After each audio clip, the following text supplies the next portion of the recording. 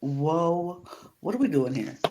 What are you guys? What are the two of you doing here? Like, for real? They're used to seeing me on a regular basis, but what are y'all doing here on a random Thursday evening?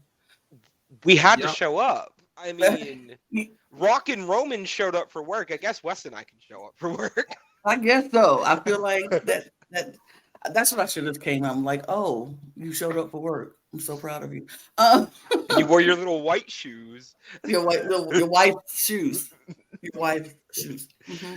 But no, welcome to the Cup TV, the Currently Unnamed Podcast, where we put the real in the tea and reality. We can always come to us first to quench your thirst. Getting all this out the way. I'm your girl Lana, your resident evil diva, here to give the tea, spill the tea, and drink the tea because you know I love me some tea. Her.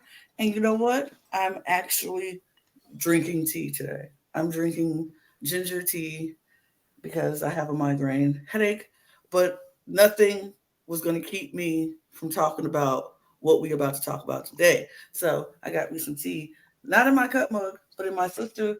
My sister gave me this mug for Christmas, so I'm showing it off. Thanks, of course. It has my initial on it. L for Lana, me, period. Word. But if I was drinking something and I wanted something a little smaller, if I didn't want as much tea as I need, I would be drinking out of my cup mug. Ooh, look at this. Panel full of cup mugs. Panel full of cup mugs. We have a panel full of cup mugs, and you know I like to celebrate that. And you could be like us and get your cup mug or any of our cup merch at LanaG'sCreations.etsy.com. The link will be in the description below, period.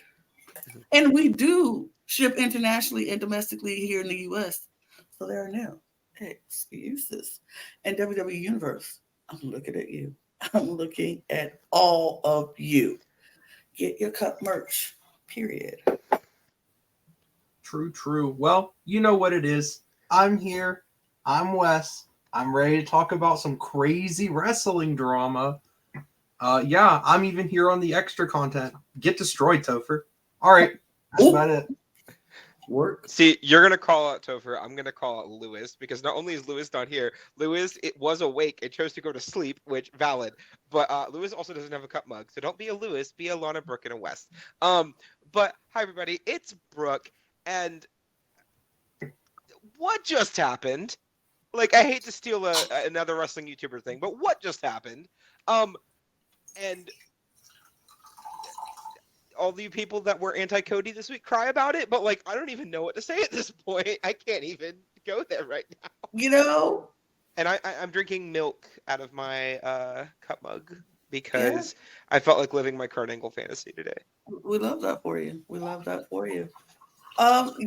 So we just witnessed a kickoff press conference that I'm like, cool, a press conference like all other press conferences. We'll get some, some smack talking back and forth, blah, blah, blah. Sure, I'm ready for that. I could, give you an hour of my time, WWE, tonight to watch a press conference. Sure. When it started out, like any other press conference, we got a great panel. We had Michael Cole, Pat McAfee, Big E, which I was so excited for, and CM Punk. And I was like, cute little panel. Mm-hmm. I was really happy to see Big E. I miss him so much. If he's not going to wrestle and he is not going to manage Kofi and Xavier, just let him be a commentator already, please. Absolutely. Please. Absolutely. Shout out, C. We all love you. We all love him. We just want to see Big E more on TV. But yeah, so that was cute. So we're like, okay, we got a good, cute little panel. They talking about what's gonna happen, and we get the mention of AJ Lee because Michael Cole introduced CM Punk as, most importantly, the husband of AJ Lee, and I was like, yeah, that's cute. Big E was like, I'm here to make sure CM Punk don't get fired. I was like, how? That's funny. That's cute. It started off like any other press conference. Triple H comes out. He hypes the crowd up. He's getting them ready for whatever is to come. He's like, are you ready? And he's like, yeah. And he's like, no, are you ready? So the crowd's hyped. They're in Vegas. They screaming, they get ready for the Super Bowl, and then this press conference pops up, and they're like, yeah, we can do this too. So they're excited. Bianca Belair comes out. I'm excited. I'm excited. I'm like, the okay. second her music hit, I know we don't talk about it that much. One, her song is great. We've never talked about it on here. Great theme. Secondly, I don't care if she doesn't have a storyline going on right now. Anytime she's on my screen, I will watch. Absolutely. The EST of WWE comes out. She's giving her little, she like, I don't know what I'm going to do at Mania. She gave her a little backstory about how she went to Mania 3 times in a row and was champ 3 times in a row. And she just ready to make history. She's like, I don't know where my role will go to WrestleMania is, but I'm going to get there and we'll see. And I'm like, okay, to you. So then we get Mommy. Rhea Ripley comes out and she's like, yeah, I got to get to Perth and go through Elimination Chamber and knock out Nia Jax first. And then whoever wins the Elimination Chamber, I don't care who it is, I see you at WrestleMania. And then all of a sudden, boom, whoa, Becky Lynch, the man, comes strolling out and she's like, oh, you don't care who you meet at WrestleMania. That's cool, because it's going to be the man. You go face the man, and I'm going to take you down, because Mommy going to be a bottom for me or something, she said. I was like, oh, okay, Becky, Mommy at the bottom? Okay, work. Direct quote, you're going to learn how, Mommy is going to learn how to be a bottom. And y'all know, love me, Liv Morgan, okay? I still think Liv and Rhea is a better match. However, if someone decided to make this a triple threat with Becky, Liv, and Rhea, I'm not going to be mad. I will not be mad at all. I mean, sure, Liv and Rhea will be cute. To be honest, not that excited about that. Because I do appreciate Liv and like Liv and love Liv. I just don't think her and Rhea is that exciting. But also, Lana, you can like Liv, you can love Liv, but unlike Brooke, you can't live for Liv. Right. And that's okay. I feel that. You know, like they say in the Judgment Day, live, laugh, love. And that is what I will continue to do towards Liv Morgan.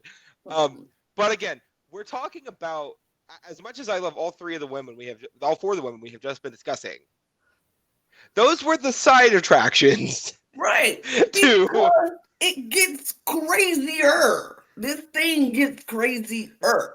So I'm like, okay, we still got a decent, normal press conference. They split up Rhea and Becky and send them, shoot them to the back. Then Seth comes out. So I'm like, all right, here comes Seth. Let's bring out Seth. He comes out. He's like, let's bring out the man who can make the decision, who put on his IG post earlier that his decision has been made. So he was ready to discuss it. So he like, and here he comes, the American Nightmare, Cody Rhodes. And Cody's music does not play because it's now the head of the table has decided to crash the party. And you acknowledge him if you want or you don't. I forever will. But he comes out and him and Seth are trading bars back and forth and, doing what they do. And Roman is like, you know what? See, Cody is no longer relevant anymore because when you hesitate, you miss the boat. And he hesitated and couldn't figure out which way he wanted to go. So now it's up to the tribal chief to make the decision for him. And I was living. I can't even lie. It was so funny. Okay. Seth was like, that's not how this works. He was like, no, this is exactly how it works. Now, I don't know about y'all, but I was like, this is the best thing I've ever seen in a long time. What is happening Yeah. right now? Also, You we talk about, I missed Rollins and Roman's interactions. Yes. Oh. Like, they've been on separate sides of the programming for so long. I forgot what it was like to watch Rollins be the Joker to Roman Reigns as Batman. Like, you know what I really loved about this too? We've had to deal with Roman being this narcissist champion for so long, but this is the first time we've got to see delusional heel Roman Reigns. And I got to admit, the amount of Delulu that was coming out of Roman's mouth was just so entertaining. I mean, but was it delusional? The idea of him being able to pick his opponent at WrestleMania instead of Cody, that was a little bit of delusion, and I was here for that. I don't know, because wasn't delusional for The Rock.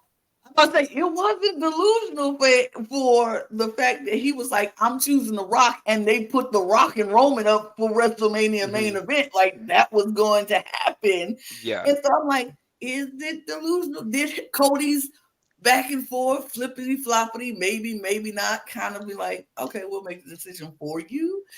But we all know why the decision is made, or was made, or possibly could have been made for injury's sake and things like that. We know this. I don't want none of y'all looking at us like we don't understand the back ends of WWE and what's happening. We understand injuries and things. CM Punk not being able to go to WrestleMania put a monkey wrench in the plans, and they had to switch some things around. And this is what we're living right now: the figuring out, the switching it up. How do we make this more entertaining? Because I'm going to be honest. I am going to be honest. As much as I do appreciate Cody and love Cody, him finishing his story before all of this was starting to lack something. I don't know if it was his fault or booking. It was booking. It was a lot of... It was booking. It was definitely booking. Well, because... was it even booking, though? Because maybe he just didn't have enough adversity. Okay, take that. But specifically, I think it was just his booking, and this has nothing to do with Cody as a performer or his feuds that he's been having. Because honestly, I've really enjoyed his feud with Nakamura. I thought it was really great. But the big thing about it was that we have known what is going to happen with him at the end, right? It's just about getting him there to that point, and him beating everybody all the time is not gonna keep me invested, right? Because as much as we didn't like the Brock feud, all three of us thought it was dumb, at least he took a loss there, right? That made him, I will say, he kind of did need a little bit of adversity between WrestleMania 39 and 40, right? I don't think he needed more adversity in the way of like losing to Icky Man from Canada, whose name I shall not mention again. But I wish he would have dropped a match to Nakamura in this feud. I think that really would have sold it. But also, I think everyone should be dropping matches to Nakamura. Agreed. And I will have to call out, why is Nakamura being treated like this rising main event talent, and they're giving him nothing? They're giving him something. Losses, lots of them. But beside the point, not talking about Nakamura right now. I just think Cody's journey was getting boring and getting stale. And it was not Cody getting boring and stale. It was the booking around Cody that was making him feel stale. And I think that's why a lot of people were kind of about Cody winning the Rumble, myself included, because we kind of figured we were getting Cody and Roman, but Cody taking a loss at the Rumble felt like, okay, he has to fight to get that match another way. Yep. He didn't win the Rumble this time. That's why I thought, I was dead set that Punk was going to win. Right. And honestly, that could have been an on-the-fly call after Punk said he screwed up his arm. We don't even know about that. So regardless of any of that, I think something like this did kind of need to happen between now and then. Absolutely. But I didn't think we were getting this, I'll be honest. I mean, honestly, I agree with you. I think it was something needed to happen to get people more excited about not Cody finishing his story, but this match in general. It was because of course we want to see Cody finish the story. Everybody wants to see Cody finish the story. For God's sakes, I need him to finish the story so we don't have to talk about him finishing the story anymore. It's been 2 years and we're still talking about finishing the dang story. So I want him to finish the story so it can just be finished. We know what it is and we can see what happens next. Now you got to this point in the story. What's the next chapter? I mean, give us the second book of this, of this trilogy that whatever you're starting. Let's go to the next book. We've been reading this book for 2 years. I picked it up, put it down, picked it up and put it down. I'm very tired of looking at Cody Rhodes as an aspiring champion. Right, exactly. When he's been carrying the program for 2 years. Right. What happens to Cody when he's the champion? How does he work then? Is he just going to be a fighting champion? Is he going to be a part-time champion? Is he going to be a good champion? Is he going to turn heel on? Like, what are we going to get with Cody Rhodes? I want to see whatever happens next. Mm-hmm. But then we get Roman Reigns deciding who he's going to face at WrestleMania this year. He was like, I'm going to pick. And I'm picking The Rock. And so, of course, you say The Rock's name, The Rock appears. He comes out, and thank you, Kevin Owens, for pointing out this cliche to all of us. You can't, when you say somebody's name, they're going to come out. They're going to come out. You say their name, they're coming out. Although, Seth Rollins said Cody's name, and Cody didn't come out. So, Bianca Belair said Sasha Banks' name, and she didn't come out. She didn't come out either. So whatever. But please try again, Bianca. Please. Just Beetlejuice it. Just say Sasha's name on program. That's it 3 times though. You have to say it 3 times. You have to be 3 times in a row. But so Rock comes out and the crowd is, very much, we want Cody. No, we don't. We want Cody. No, we don't. It's kind of mixed in whatever. But The Rock goes on his spiel, goes on and on. He's talking about how what if this match is going to be one of the biggest matches and main events in WrestleMania history and blah, blah, blah. And he was like, I want to show you something. And he pulls up the Bloodline family tree. And he says he starts from the top of the tree with his grandfather and Roman's grandfather and how they have this thing. And it goes down to all of them, and then their folks. It just goes on. And he was like, we are the dominant family in wrestling today, period. And if you look at the tree, you can't really say that ain't true. You can't really disagree with the man when they show the actual footage of the lineage that has come down to all these wrestlers who have been very good at what they do and successful in whatever field of wrestling they went to. Pulled out the receipts. He pulled the receipts. And I mean, in that moment, right? When he did that, right? 2 things popped in my head. One, looking at that family tree, right? You saw a lot of names that I feel like people didn't even know were connected to the NLE family. But because one, it was really cool to see Naomi on the bottom of that tree. I know we know she's been a part of it for a while, but it was just nice to see. Absolutely. But on top of that, tons of names were just there of people who, cup of coffee in WWE, people who never got to WWE. Yep. It was literally the entire family. Yep. And it really hit you dang, they really are that family. They are I don't want to say the pinnacle, but one of the most legendary families in pro wrestling for a reason. They are the royal family. They are the royal family, one of the royal. But wrestling has one royal family, according to The Rock. But yeah, according to The Rock. But I agree with Cody too. It is more than one royal family but you can't dispute the undisputable, because yes, we have Cody's family, we got Dusty, and then his sons. It stops there. Who else behind it? It stops there. You have Ric Flair and you have Charlotte. It stops there. But you have the Oani family and the Guerreros. The Guerrero family is another family whose lineage goes on still to this day. And it's yes, these families, y'all overlooking Yep. Some really Yeah, I'm pretty sure huge that you can go 7 generations back in the Guerrero family, absolutely. and their great-great-great-great-grandfather was doing something in lucha. Well, I mean, Absolutely. and you can say the same thing about the Hart family too. Yes. You know, because like Stu Hart was the Canadian wrestling promoter. Like Yes. he was that guy. And I mean, again, we don't really talk about him that much because he's never really had an impact on WWE programming himself. But like that family has a decently long history. It's more than just Brett, Jim Neidhart, and Natalia, and Tyson Kidd, and David Hart's And family, Owen, right. It's and more. Owen. Like there's a ton of them, and I mean, and that's just looking at U.S. wrestling. You Right. go over, I mean, hell, you got the Von Erichs, you have Yes. Japan with a bunch of people over there. I mean, Europe has some stuff. Like, if you really look at it, Cody's right, Yep.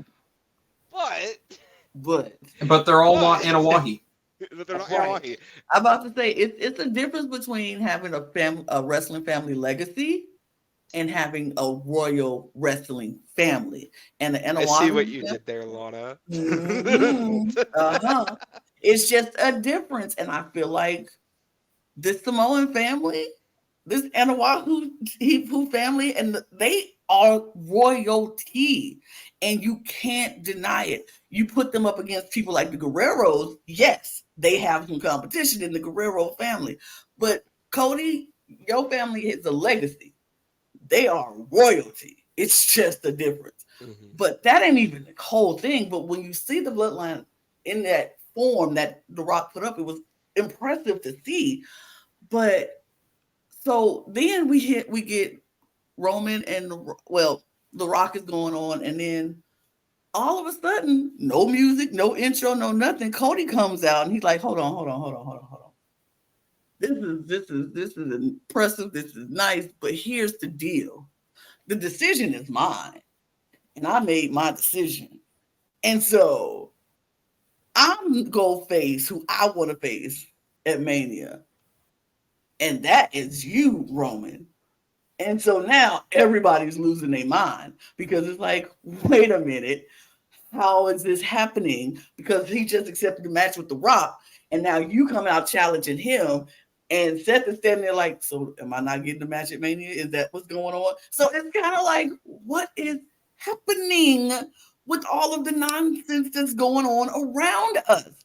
So here's where I knew something was about to go down, because all of a sudden, Triple H and Nick Aldis and Adam Pearce, they start coming out and they're like, hold on, what is going on? Because Roman starts talking, and Roman is invoking it, bringing that Dusty Rhodes stuff up, so you are an embarrassment to your daddy. And Cody was like, you know what? I'm so sick of y'all bringing up my daddy. So how about this?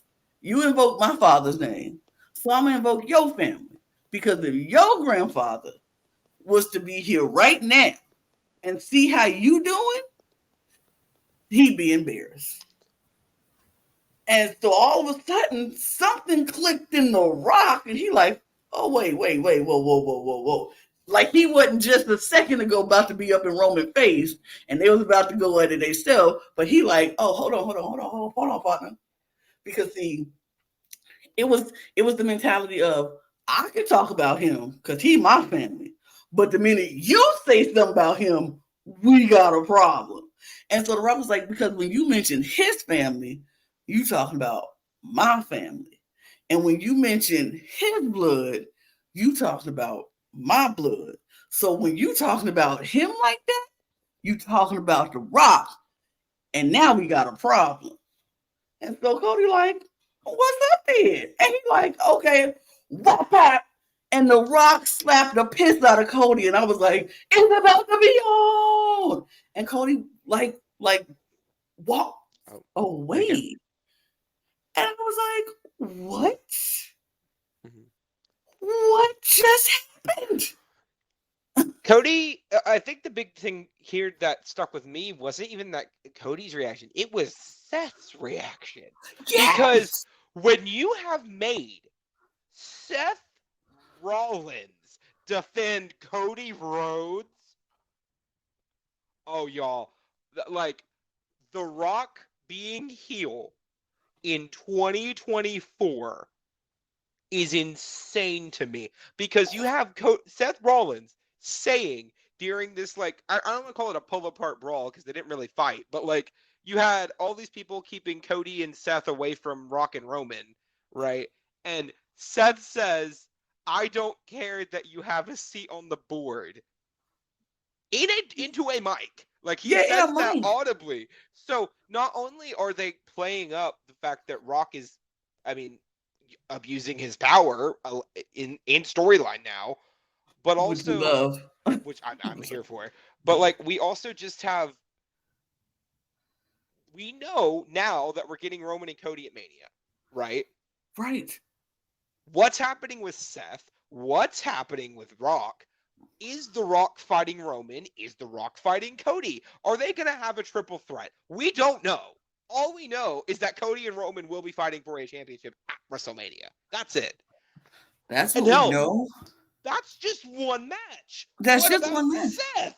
Like, honestly, here's what I'm thinking, and I could be 100% wrong, but I could be 100% right. We getting Roman Reigns and Cody Rhodes both nights. And we gonna get Cody and Roman one night, and then we gonna get Roman and Rock against Seth and Cody another night. So I am fully on board if Seth is healed. Yes. If he's healed. And that's the question. I think that is why Seth has nothing happening officially, because they still don't know if he's going to be healed in time. Can I give you a pitch for who I think Seth is going to defend against at WrestleMania? Sure. Just because I have two thoughts, right?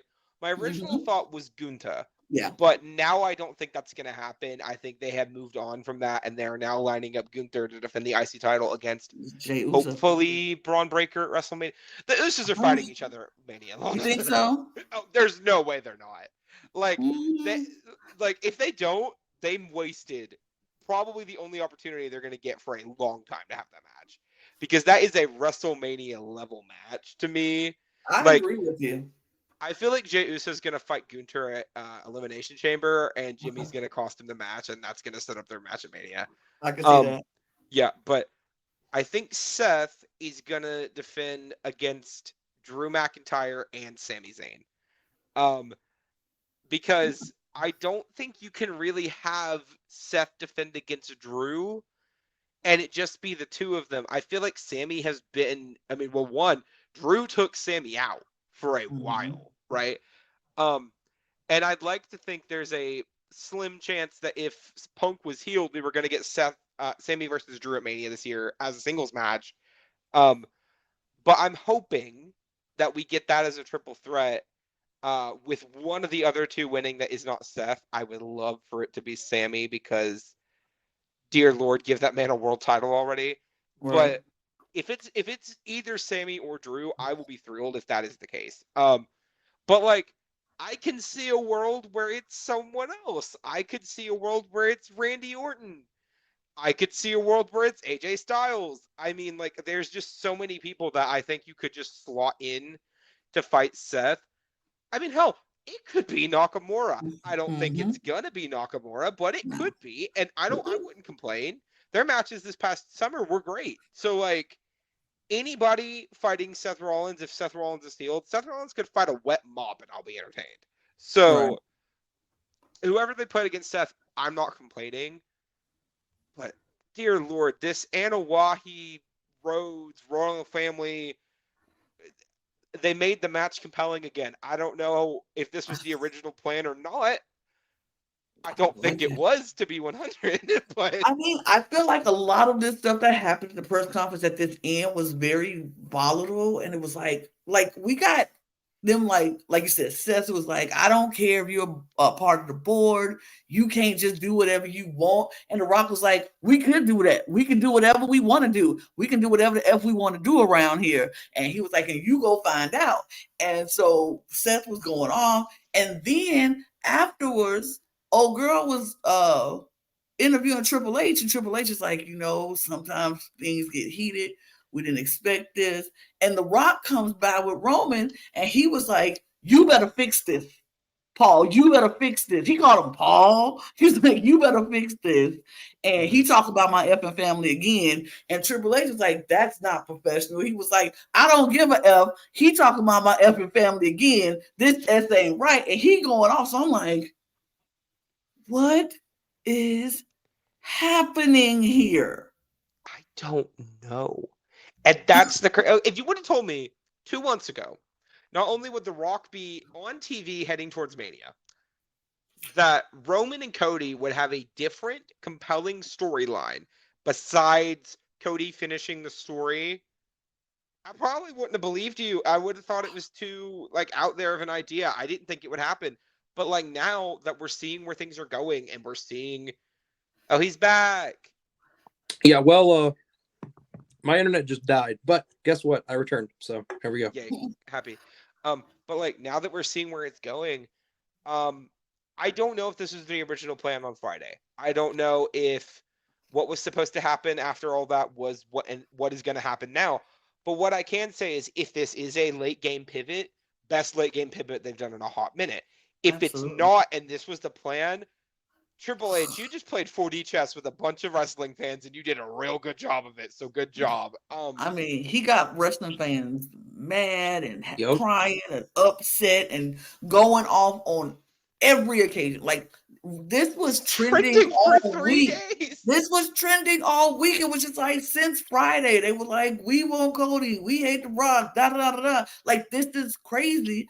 And I was like, I love that, because I was in the building when The Rock came back, and it was very much electric and pop. It was like, yeah, The Rock is back. Oh no, The Rock is taking Cody's spot. What does this mean? People were mad then, and then it just continued to build and build and build, and then we get this moment where it was like, like you said, if this was the story all along after CM Punk, and this was their pivot after Punk hurt himself, and they had this planned out, kudos to Triple H and that creative team for making the wrestling WWE universe lose their freaking minds, be social, talking about it in so many podcasts and things that was dedicated to how upset people were about The Rock taking Cody's spot.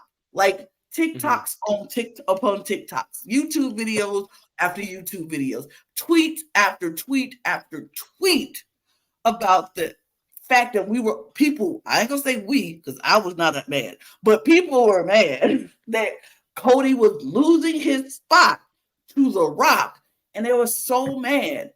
And then we come to this, and now we're sitting here like, what's gonna happen? We still don't know. It's incredible. Yep. And I have to say, I think this is, and I had talked about it maybe on a comment to Brooke on the off chance, but Bud, you cut out. We can't hear you, Russ. Wes, we can't hear you. We can't hear you at all. But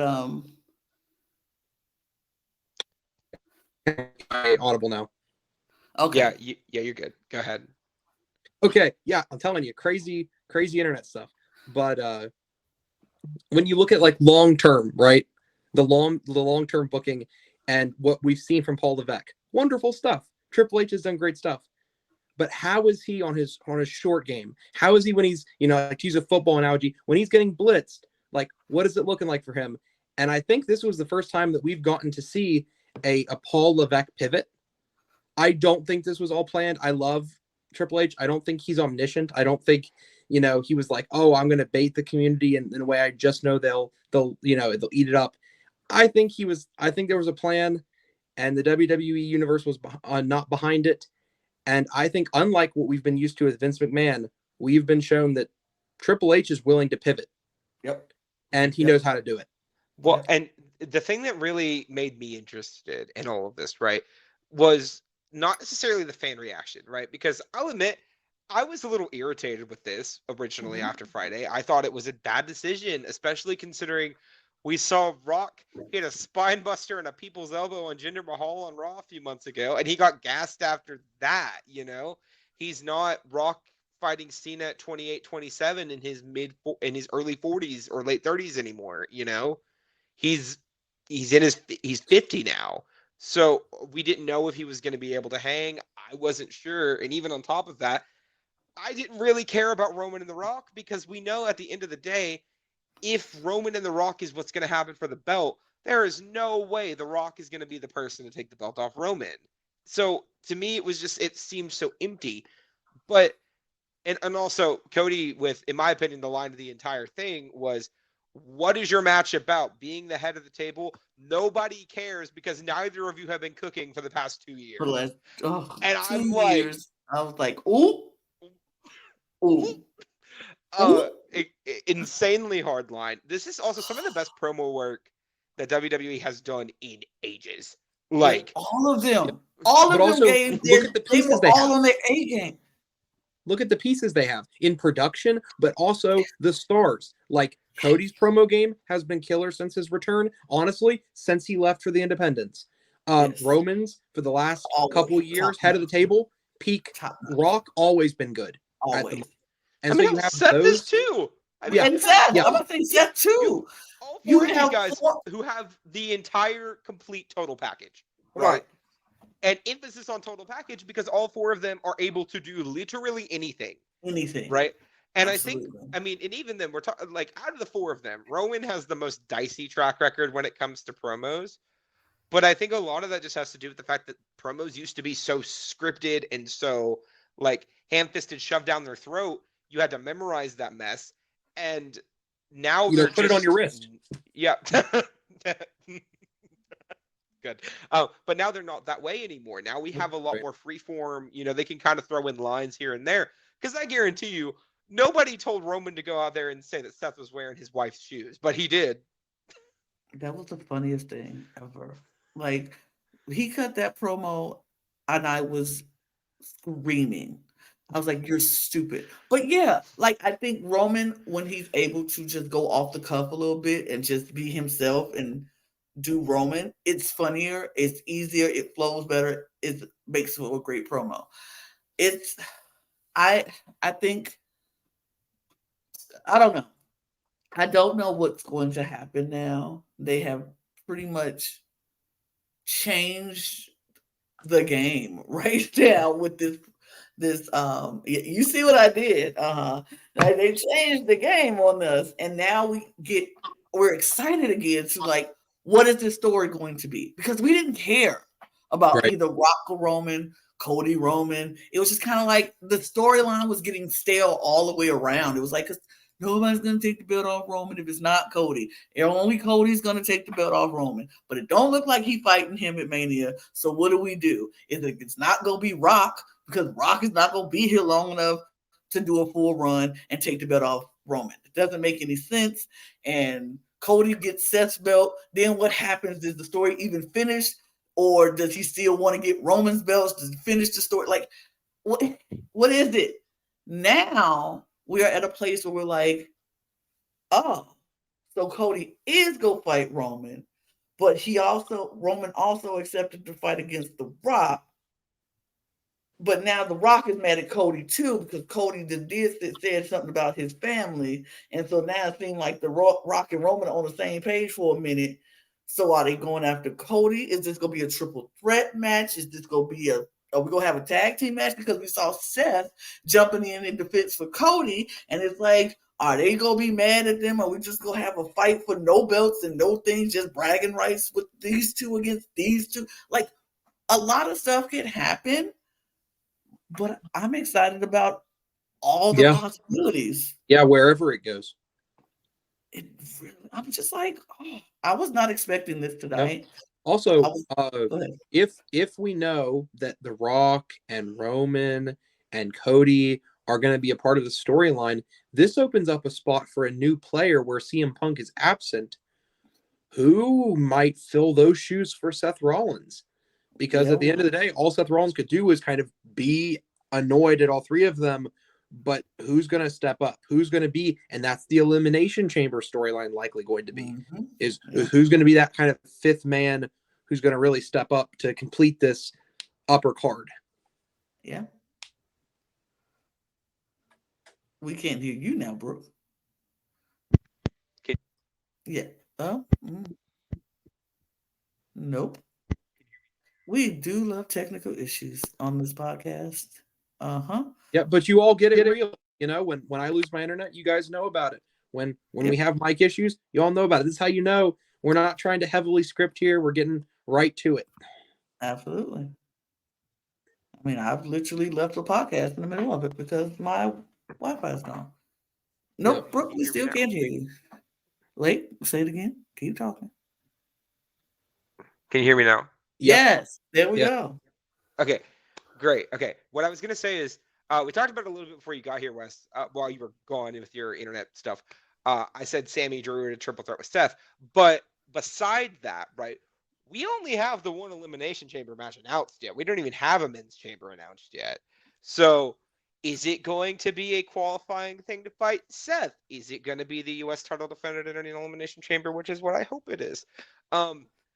The thing that irritates me about all this is that I get we have to wait for the story to build and for all these pieces to interlock and move together and whatever. But if we only get one elimination chamber match, I'll be a little bit irritated because I like having the two and making them a little bit more impactful on long-term booking. I get the argument that we only need one. Okay, I see it. I feel it. I would not be opposed to it being a women's tag chamber. I would not oppose to it being a men's tag chamber. But give me something. I think we are going to have 2 elimination chambers matches. I think the men's match is soon to be announced because we still got 2 weeks until elimination chamber. So I think we're going to get a men's match announced, and it's probably going to be for Seth and his belt because as of right now, he has no opponent. Yep. But I still think they are a little leery deciding if Seth is going to be 100% clear to actually wrestle at WrestleMania. So they're a little skeptical to say this match is happening, this person will have a guaranteed match if we don't even know if the champion is going to be actually cleared to fight. Mm-hmm. So, and that's part of the reason I'm so behind the idea of it being a triple threat, because let's say Seth can't fight at Mania, right? And he's not available. Well, guess what? You have 2 people who are already competing in a match and they can fight for the belt. And then when Seth is healed, you can say he gets an automatic rematch because he technically never lost his title, right? I think it just makes the most sense to me. Or hell, you can have Damian Priest cash in Money in the Bank on Seth Rollins and then have somewhere with that going on. But like, so many options. If we're gonna be honest, if we gonna be 100, we gonna keep it 100 right now. Mm-hmm. Seth Rollins should have had to vacate the title, and we should have been having a tournament of some sort for this championship because everybody else who had these same injuries after having the belt had to vacate their title. Naomi, Finn Balor. Naomi. Let's be completely honest. Let's keep it completely a buck. Shinsuke should have taken that belt from Seth. Absolutely. Let's keep it even more of 100. The Falcon Arrow. Falcon Arrow. How has Damian Priest not cashed in Money in the Bank yet? Absolutely. We can say a lot of things about Seth Rollins as a wrestler. He is great. None of us will deny that. Yep. But dear Lord, some of the booking that has happened in this reign has been aggravating. Yes. You had me rooting for Jinder Mahal to take a world title off of Seth Rollins. When you get to that point, you mean all the time? All the time. You would never hinder Jinder. Don't hinder Jinder. But also, if you want to support the Don't Hinder Gender movement, go online to www.shop.com and buy yourself a Don't Hinder Gender t-shirt.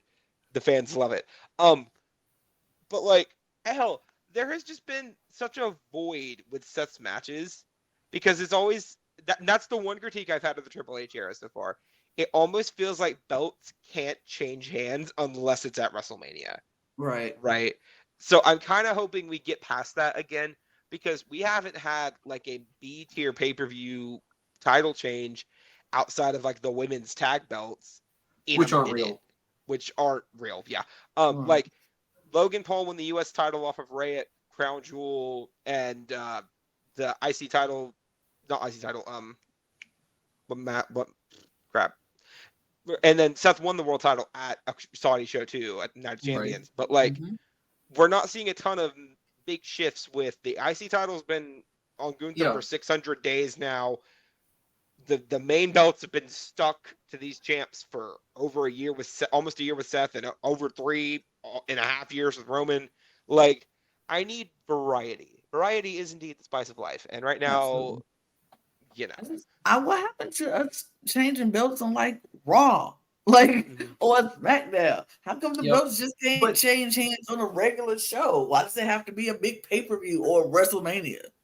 It's interesting though, right? Because I feel like if we were like then presented with, hey, would you like to go back to, and the belt changes hands? Why? Because we can't think of a good story, right? I definitely don't hate that we're in this place where they only really shift the title once there's actually going to be a significant direction for it to go. But here's, I think, the big problem. It's not that we have a historical long reigning WWE champion. I actually don't think that's the problem. I don't think Roman's the problem. I look, and we have a historically long IC title reign. I don't think Gunther's the problem. We look, and we're having a very long World Heavyweight Championship reign. I don't think Seth's the problem. It's that they're all happening at the same time. Right. What is, because you can have one really historic, unprecedented, but it no longer is unprecedented if it becomes a precedent. So that's kind of, I think, the bigger problem at hand. And how they're going to solve that one, who knows? Well, just pulling up this lovely listicle that Wikipedia has for me. Seth has been World Heavyweight Champion for 258 days. Rhea has been Women's World Champ for 314 days. Gunther has been IC Champ for 609 days. Roman has been Universal Champ for 1,258 days. Io Sky's been Women's Champ for 188 days. Logan Paul has only been U.S. Champ for 97. Dear Lord, it's felt like 300. And then the tag belts have been on Judgment Day outside of that 2-week spell since August, July was when they beat Sammy and Kevin for him. And the women's tag belts just got on the Kabuki Warriors, but those belts aren't real. So you factor all that in together, we're having long, meaty title reigns. Great. You're building the prestige belt of these belts. But there needs to be some sort of incentive for us to care. And I just don't have that incentive to care right now. Because if you look at NXT, right? And I'm not going to say Shawn Michaels is a better booker than Triple H. I don't think we have been around in the Shawn Michaels era long enough to establish that. But you've got pretty solid reigns across the board. Dragunov's been NXT champ for 5-6 months now. He's been doing a really good job with that belt. Lyra's been women's champ for over 3 months now. Granted, Becky's reign in between Tiffany's and Lyra's was kind of short, but it's Becky Lynch. She doesn't need to be built up. She's Becky Lynch. So the reigns that are happening down there have all been pretty long and pretty solid stuff. But they've also not been 600 days. Yeah. It's all about days. kind of, porridge too hot, porridge too cold, porridge that's just right. And I think we're experiencing both of those poles now, and we need some just right, the belts that when you're supposed to lose a belt, you lose the belt. Because I feel like we've been giving really good reasons for people to win belts, and when they win them, they really deserve them. But I think what may be the only issue so far in the booking area is we've kind of given these champions really, really, really incentive reasons to lose the belt in certain situations. Of course, I think Cody at WrestleMania 39. I think Shinsuke Nakamura with the heavyweight title. Maybe not as much for Rhea Ripley, but honestly, we might be seeing the big first one coming up soon with either Liv or Becky Lynch. But it's all about, we have refused to take those moments and allow them to be places to give the belt away, to give a transfer of power. And so, but I think that I have a theory. WrestleMania 40, we all know this is a big number. And for some reason, our WrestleMania fans like big numbers. So, the 25s, the 30s, the 20s, they're going to try to have eventful things happen. I have a feeling that this is going to be the WrestleMania where some big changes occur belt-wise. Well, let's just go ahead and ask. I know we always do the WrestleMania predictions video, but that's not going to be for another month and a half, right? Almost. So let's just go ahead and get everything out on the table, okay? Today, let's say we have Cody and Roman, Seth versus whoever you want, right? Who do you have walking out with the 2 world titles after Mania? Cody and whoever else you want. I think. Wes, go ahead. Yeah, sorry, I cut out for a second there. But I don't see a world where anybody is really retaining, except although I do believe the person to retain will actually be Rhea Ripley. Out of everyone so far, I think Rhea might be the most convincing retention to me. But I think we're going to see a lot of changing of hands. That's what I would say to speak generally. We're going to see a whole lot of changing of hands. I do not see no belt to save. I do not see a world where any person who currently has a belt, outside of the only possible exception of Gunther, will have their belt after WrestleMania. Okay, if I look at it, right, Cody has to beat Roman. If he doesn't beat Roman, it'll never happen ever, Absolutely. right? I think Seth, the only way he keeps his belt is if he is fully healed by Mania, and that's very unlikely. I would like it to be Sami Zayn, but it'll probably be Drew McIntyre or Damian Priest. So there's that. I think Judgment Day loses the tag titles to Awesome Truth at WrestleMania. I think Logan Paul is dropping the U.S. title to LA Knight at WrestleMania. I think Io Sky is losing the women's title to Bayley. Absolutely. And I think Rhea's losing the women's title to either Becky or Liv. So whoever it is, I just don't see any of these people retaining. Now, Gunther, that reign can go on for another year and I'll be content. Also, everyone else. I just have this inkling. I won't bring up the Domus. I won't bring up that. But I just have an inkling we might see something like Drew beating Seth Rollins and then immediately getting cashed on, and Drew having a one-day reign. I mean, I think it would be really funny if that happened. I could also see a world where Sami Zayn is the person that wins the belt. The fans are so excited. Finally, Sami's won the belt, and then Damian Priest crashes the party and ruins everyone's evening. Yeah, because let's be honest, and this is the part about having the stakes that we do, and giving the money in the bank to the person we did.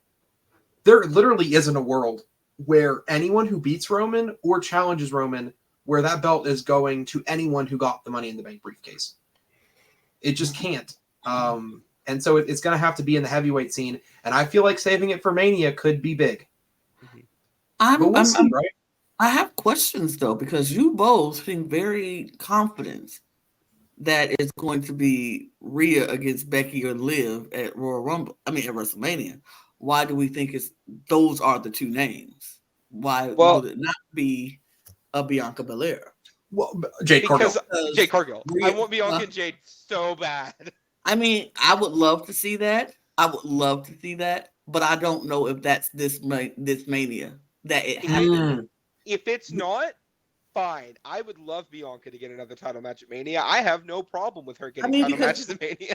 I mean, because my thing is not, and I feel like she needs another title reign or blah blah blah. But I do feel like a story between Bianca and Rhea has been very much in the works for a very long time, but Agreed. So I don't know. If it's, I had been so dead set after Royal Rumble that we are going to see that match at Mania. It was just such an electric moment that I hadn't even considered holding it in the back burner. But we know that Triple H is the long-term booker.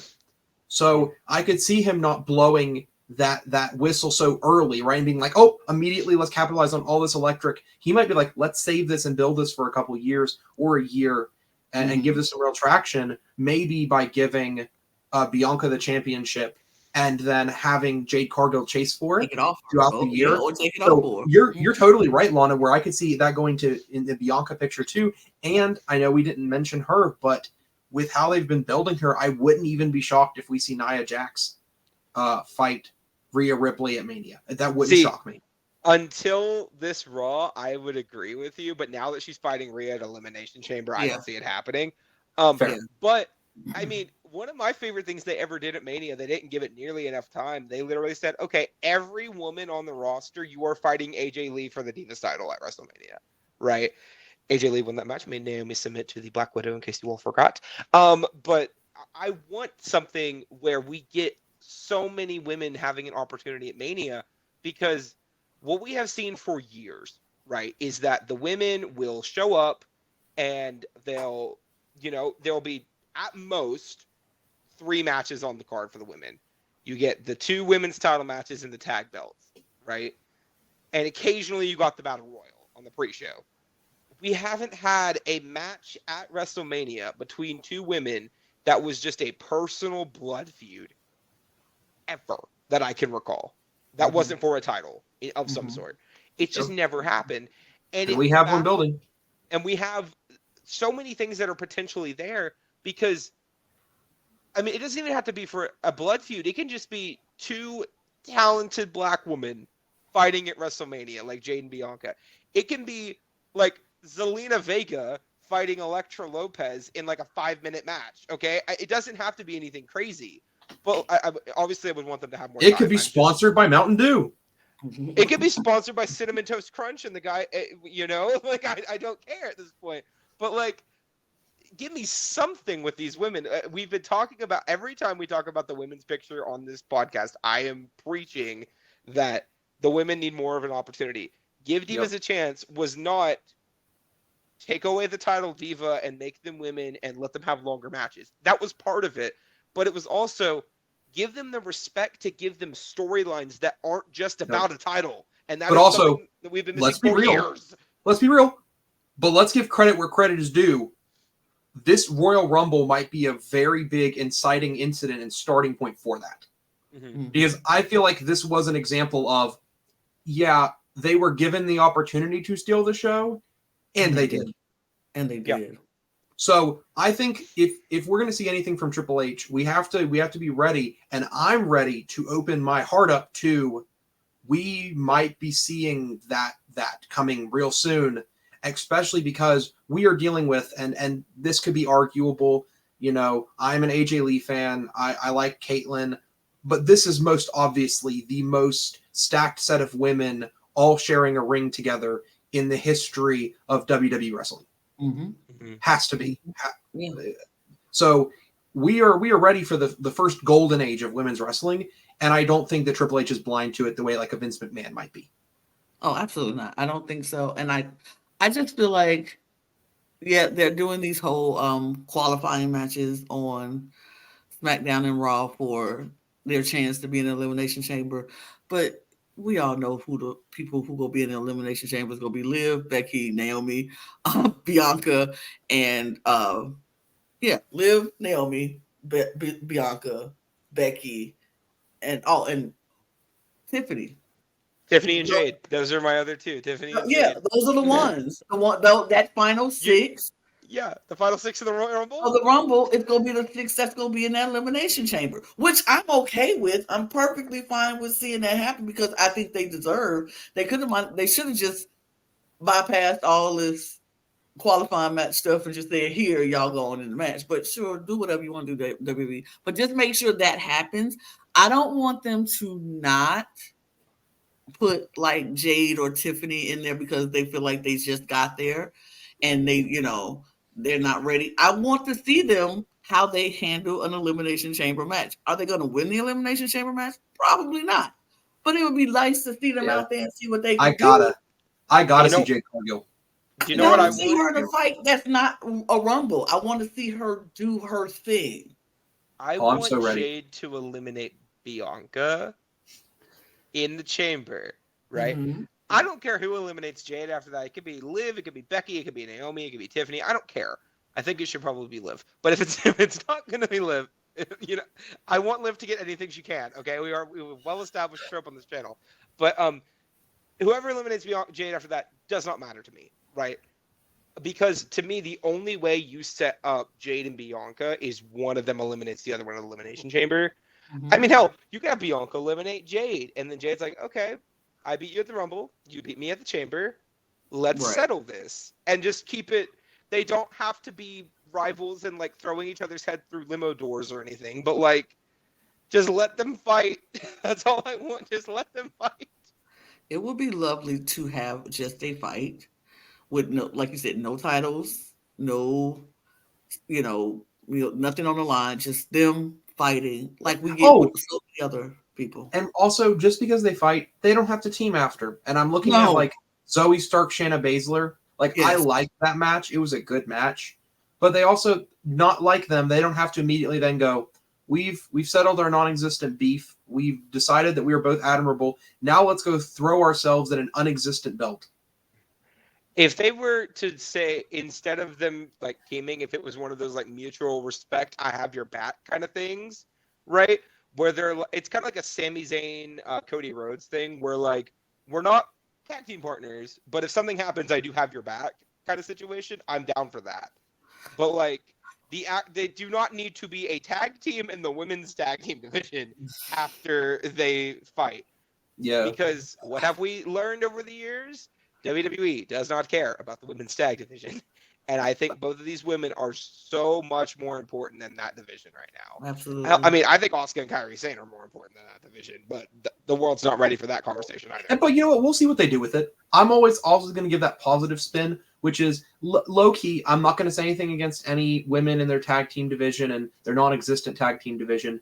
But, they had a really good star tag team. They didn't use them. They quit the company.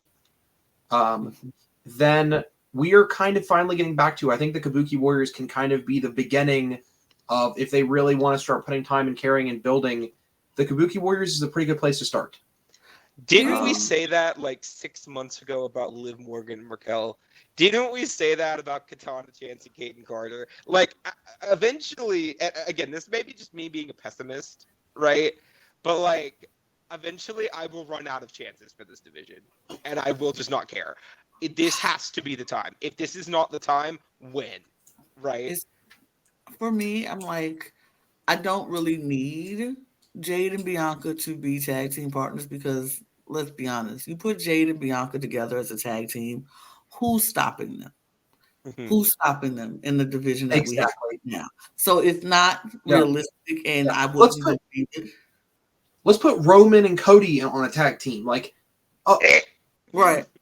Right, like, okay, at this point, I'm not even going to believe anybody beating them. Right.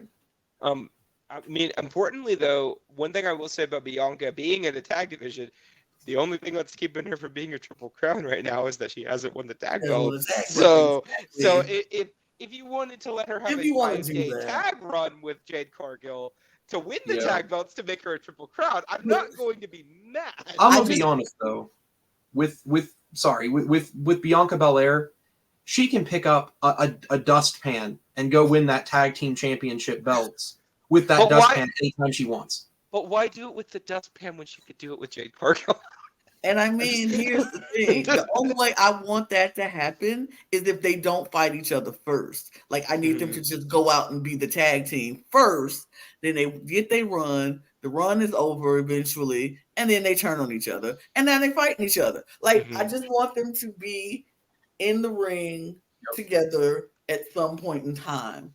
And because Jade made mention at the Love and WWE viewing party, she was like, I don't know what is going to happen with me and Bianca if we're on the same side or we're against each other. But whatever happens is going to be magic. So I'm like, are we getting like foreshadowed? Maybe they can be on the same side and then maybe they can be on the opposite. Like, I don't care. I just want to see the magic that is going to be Bianca Belair and Jade Cargill. So that just has to happen at some point. If not this Mania, true. Also, what a press conference. Just like as a collective. Yeah. Just like as a whole thing. Wow, that was a press conference. I'm just I've never left a press conference as impressed as I have been about any press conference. Because like press conferences are press conferences. He's like, yeah, they talking smack, and then they leave, and we're like, oh, okay, that's what's going to happen. We have left this press conference with more questions than answers. Yep. And They just to made shout it me out, tune into a press conference. right. yeah, right. And just to shout it out too, because I don't know again how much of our WWE viewers follow UFC. This kind of felt like a TKO press conference. This reminds me a little bit more of how eventful the UFC press conferences can be, about like building fights during the press conference. Mhm. Kind of felt a little UFC, me kind of felt a little TKO. So that might have been maybe the first step in TKO's hat of like giving it an understanding to WWE. Well, I mean, and also to wrap it up, my points at least. I'm not going to tell you all what to be quiet because it's none of my business. But when you look at the big thing to me that came out of this, besides all the WrestleMania stuff, right? You had 4 people as the hosts, and all 4 of them did a great job, and they all sold the product in a really compelling way. But we also got some pretty big announcements within this, you know? Not only do we get the main event of WrestleMania getting announced, a teaser at a potential WrestleMania match with Rhea and Becky, the announcement of a new show happening on Twitter. Speed. Called WWE Speed, which I remember about a month ago, somebody told me that this was a thing that was happening, and they had pre-taped some of the matches, and they had a new logo for it. And at first it's like, oh, so they're just making their dark matches have a logo and like a thing. That's neat. Right. But I was kind of waiting to see if this would turn into a show, and now that it's a thing, I'm excited to see where this goes. I know one of the matches is going to have Axiom in it. I saw that.